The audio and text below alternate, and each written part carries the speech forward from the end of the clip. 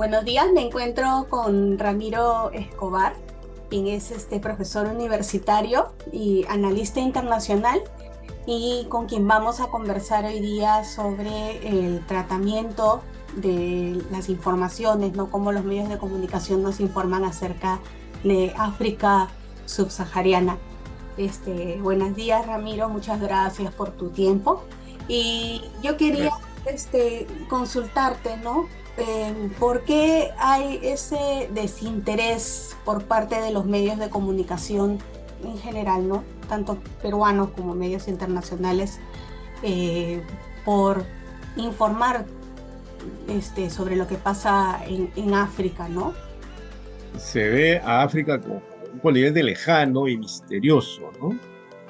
Alimentado, creo yo, por una suerte de relato fílmico hollywoodense o de otras fuentes que nos presenta África como la tierra de los leones, las jirafas y las tribus africanas. Y África es bastante más que eso, ¿no? África, para empezar, tiene varios ecosistemas. No todo África es selva, es más una pequeña parte de selva en la parte de la República Democrática del Congo. La, mayor- la mayoría o buena parte de África son sabanas, son desiertos, ¿no? También hay bosques de otro tipo, hay montañas como el Kilimanjaro que llega casi a 6.000 metros. Entonces, esa África que tenemos en la cabeza, para algunos alimentada por Nat Geo Wild u otros documentales que son muy interesantes, o otros canales que son muy interesantes, pero que dan como una imagen estereotípica. Tampoco todo el África es lo que se llama el África negra, ¿no? El norte del África es el Magreb, y ahí hay varios países árabes, ¿no? Pero también tienes algunos países eh, con cierto nivel de desarrollo importante, sobre todo Sudáfrica, ¿no? Sudáfrica incluso está en los BRICS, es un grupo de países emergentes: Brasil, China, Rusia, India y Sudáfrica. O hay países como Namibia, como Senegal, que Kenia, que tienen un cierto nivel de desarrollo, no necesariamente corresponden a esa imagen de ciudadanos famélicos, eh, aunque tienen partes muy pobres también, ¿no? Entonces, como hay poca información y como hay un relato clásico, estereotípico de África, entonces la mayoría de gente se queda con eso, y en la prensa, en, digamos, el sistema mediático con todos sus canales, los portales, los diarios, las revistas, la radio, la televisión, se recoge poco lo que pasa allí, porque además de todo lo que he contado y del desconocimiento de eso, se asume que es una región demasiado pobre, ¿no? Y que hay poco que contar de ahí, que no interesa que Perú tenga mayor relación con los países africanos, aunque tiene embajadas en algunos países, ¿ya? En Sudáfrica, en Marruecos, en Argelia, en Egipto, y hay lazos incluso que van avanzando. Entonces, ese desconocimiento, esa imagen estereotípica hace que África no importe mucho acá, salvo, como tú señalabas hace un momento, eh, o sugerías, cuando pasa una desgracia, ¿no? Y esto en realidad no tiene que ver solo con el África. Ya, en general, la prensa peruana informa poco de temas internacionales. Sabe el Comercio y La República, y Canal N, que tiene una sección internacional pequeña, o RPP, que tiene otra sección internacional pequeña. Por ejemplo, el único programa de temas internacionales que hay en el medio se llama Geomundo y se transmite por Canal 7.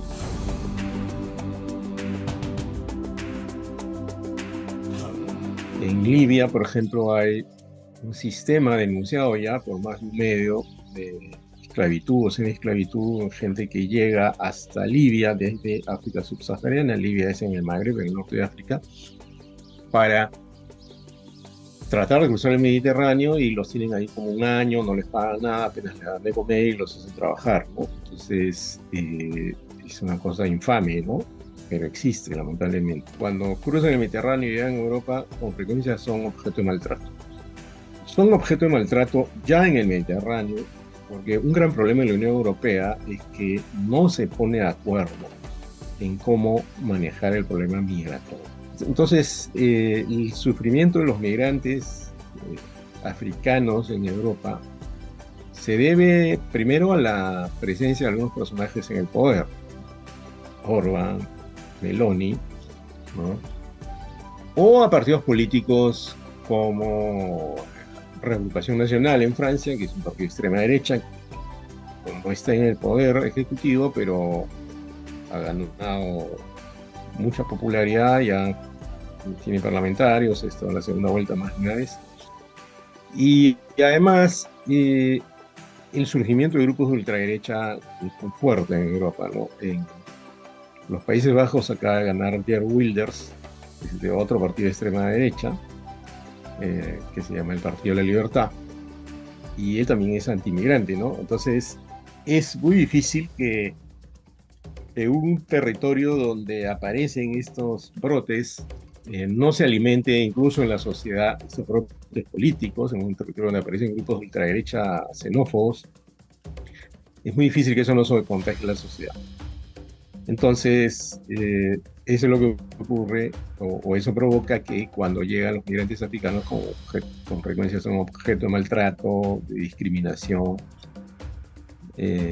y hasta de crímenes, ¿no? Hay que tener en cuenta también que es cierto, como ocurre con los venezolanos acá, que entre la masa de migrantes que van algunos miembros de grupos islamistas armados o extremistas, y también hay personas que delinquen, ¿no? Pero claro, en el volumen de personas que pasan a Europa, quienes están en esa lógica, quienes son delincuentes, quienes pertenecen o tienen vínculos con grupos islamistas armados, son pocos, pero se estigmatiza al africano asumiendo que todos son así, porque además en nuestras cabezas todavía hay el rastro de la esclavitud, ¿no?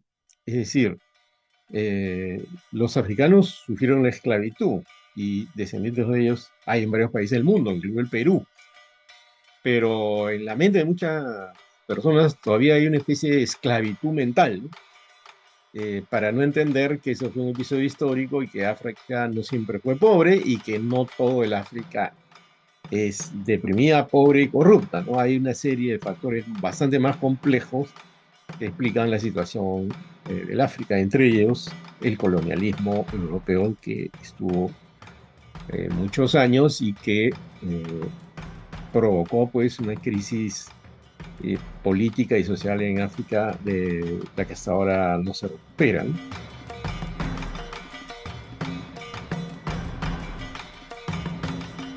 Bueno, creo que la ocasión en la cual han ido más periodistas latinoamericanos, incluso peruanos al África, ha sido en los mundiales de Sudáfrica en 2010. Sí fueron un montón, ¿no? Entonces, eso demuestra, por ejemplo, como una actividad de este tipo ya sí concentra, pues, interés mediático, porque se trata del fútbol. Pero incluso allí yo consideré que se desperdició la oportunidad. Se hizo en algunos canales, en algunos medios. Yo mismo escribí sobre eso, ¿no? Pero se despreció la oportunidad de informar más sobre qué era el África y qué significado político tenía el Mundial. Era una forma de que África se posicione en el escenario global diciéndole al mundo podemos hacer un Mundial de fútbol. Y ahí la figura clave fue Mandela. Ahí sí hubo plata para mandar a periodistas al Mundial, pero después es muy raro, ¿no? Y hay algunos portales europeos que informan mucho, ¿no? O sea, además del país de España, la Deutsche Welle de Alemania tiene mucha información sobre África, la DW, Radio Francia Internacional también, France 24, que es un canal que se ve acá en el paquete Movistar, en el número 547, incluso tiene un programa sobre el África, que se llama África 7 días, un programa semanal, que sale en español además.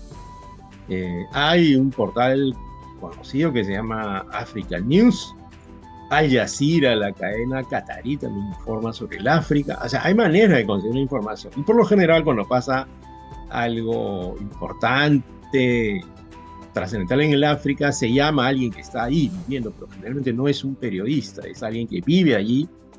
Creo que es Volviendo al comienzo, desinformación, desinterés, imagen estereotípica del África, lógica policial, militar o catastrófica de las noticias, y la creencia además es que el África es eso, ¿no? Solo es la pobreza, solo son las guerras y solo son los leones de la Geo Wild. Entonces creo que tienes el cóctel perfecto para que se informe de manera muy limitada sobre el África.